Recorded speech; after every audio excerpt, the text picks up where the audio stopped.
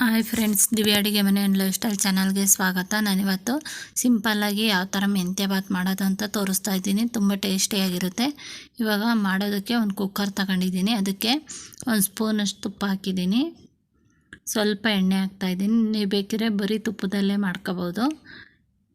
ನಾನು 2 ಮಿಕ್ಸ್ ಹಾಕಿದ್ದೀನಿ. ಇವಾಗ ಎಣ್ಣೆ ಬಿಸಿ ಆದಮೇಲೆ ಒಂದು 3 ಲವಂಗ ಹಾಕ್ತಾಯಿದ್ದೀನಿ.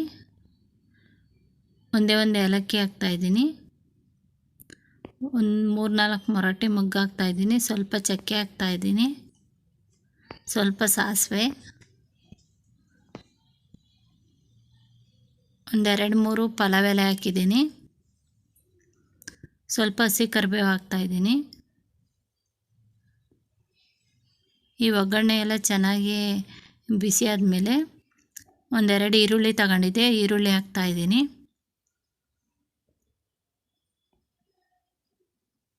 ಇವಾಗ ಈರುಳ್ಳಿನ 1-2 ನಿಮಿಷ ಫ್ರೈ ಮಾಡಬೇಕು.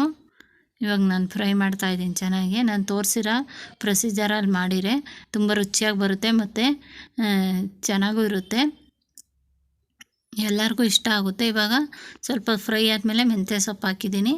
ಈ ಥರ ಮೆಂತ್ಯ ಸೊಪ್ಪು ಚೆನ್ನಾಗಿ ಬಾಡಿಸ್ಬೇಕು. ಅದರಲ್ಲಿರೋ ಕಹಿ ಅಂಶ ಎಲ್ಲ ಹೋಗಬೇಕು. ಆ ಥರ ಚೆನ್ನಾಗಿ ಬಾಡಿಸ್ಬೇಕು ನಾವು.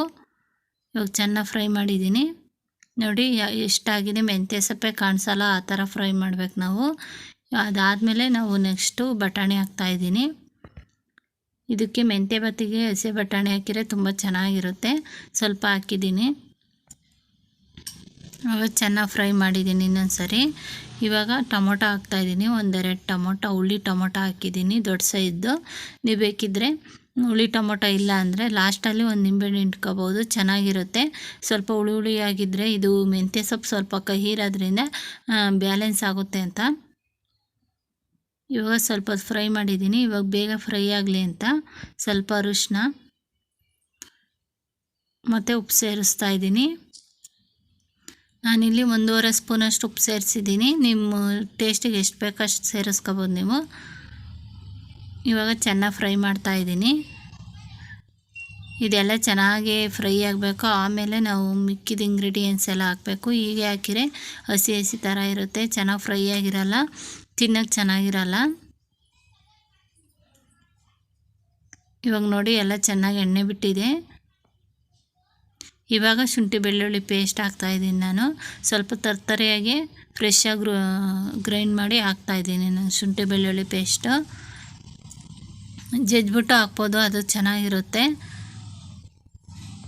ಈ ಥರ ಬಾಯಿಗೆ ಸಿಗೋ ಥರ ತರ್ತರೆಯಾಗಿ ರುಬ್ಬಿಟ್ಟು ಹಾಕಿದರೆ ಇನ್ನೂ ಚೆನ್ನಾಗಿ ಫ್ಲೇವರೆಲ್ಲ ಚೆನ್ನಾಗಿರುತ್ತೆ. ಇವಾಗ ಡ್ರೈ ಪೌಡರ್ಸ್ ಹಾಕ್ತಾಯಿದ್ದೀನಿ. ಸ್ವಲ್ಪ ಗರಂ ಮಸಾಲ ಹಾಕಿದ್ದೀನಿ, ಒಂದು ಅರ್ಧ ಸ್ಪೂನಷ್ಟು. 1 ಸ್ಪೂನಷ್ಟು ಅಚ್ಚ ಖಾರದ ಪುಡಿ ಹಾಕಿದ್ದೀನಿ. 1 ಸ್ಪೂನು ಒಂದು ಸ್ವಲ್ಪ ಹಾಕಿದ್ದೀನಿ. ನಾನಿಲ್ಲಿ ಹಸಿಮೆಣ್ಸಿನ್ಕಾಯಿ ಬಳಸಿಲ್ಲ. ಸ್ವಲ್ಪ ಧನಿಯಾ ಪೌಡ್ರ್ ಹಾಕಿದ್ದೀನಿ. ಇದನ್ನು ಸಹ ಚೆನ್ನಾಗಿ ಫ್ರೈ ಮಾಡ್ತಾಯಿದ್ದೀನಿ.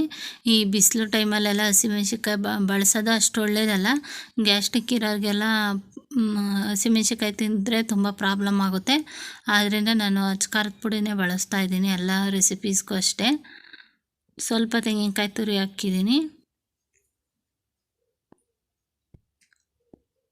ನೀವು ಬೇಕಿದ್ರೆ ಹಸಿಮೆಣ್ಸಿನ್ಕಾಯಿ ಹಾಕ್ಕೊಂಡೇ ಮಾಡ್ಕೋಬೋದು, ಯಾವ ಪ್ರಾಬ್ಲಮ್ಮು ಇಲ್ಲ ಅಂದರೆ.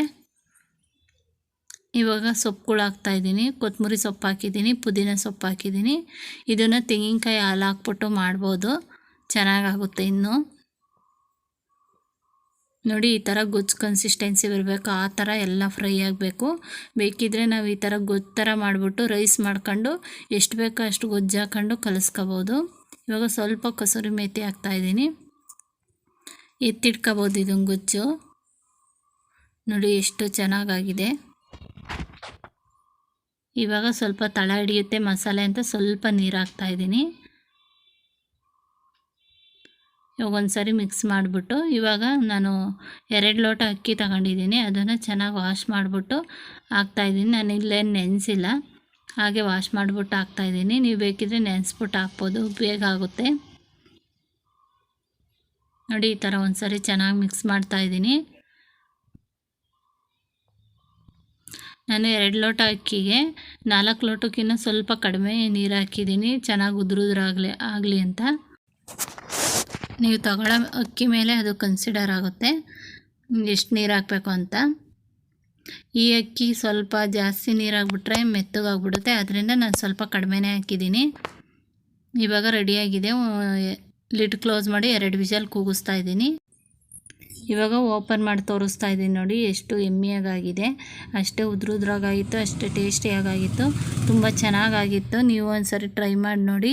ಹೋಟೆಲಲ್ಲಿ ಯಾವ ಥರ ಇರುತ್ತೋ ಅದೇ ಟೇಸ್ಟ್ ಇರುತ್ತೆ. ಇದ್ರ ಜೊತೆಗೆ ಮೊಸರು ಬಜ್ಜಿ ಇದ್ದರೆ ಇನ್ನೂ ಚೆನ್ನಾಗಿರುತ್ತೆ. ಬಿಸಿ ಇರುವಾಗಲೇ ತಿಂತಾಯಿದ್ರೆ ಏನು ಬೇಡ ಅನಿಸುತ್ತೆ, ಹಾಗೆ ತಿನ್ಬಿಡೋಣ ಅನಿಸುತ್ತೆ. ಆದ್ದರಿಂದ ಬಿಸಿ ಬಿಸಿಯಾಗಿರುವಾಗಲೇ ಸರ್ವ್ ಮಾಡಿ, ತುಂಬ ಟೇಸ್ಟಿಯಾಗಿರುತ್ತೆ. ಒಂದು ಸಾರಿ ಟ್ರೈ ಮಾಡಿ ನೋಡಿ. ಸಿಂಪಲ್ಲಾಗಿ ಈಸಿಯಾಗಿ ಮಾಡ್ಕೋಬೋದು.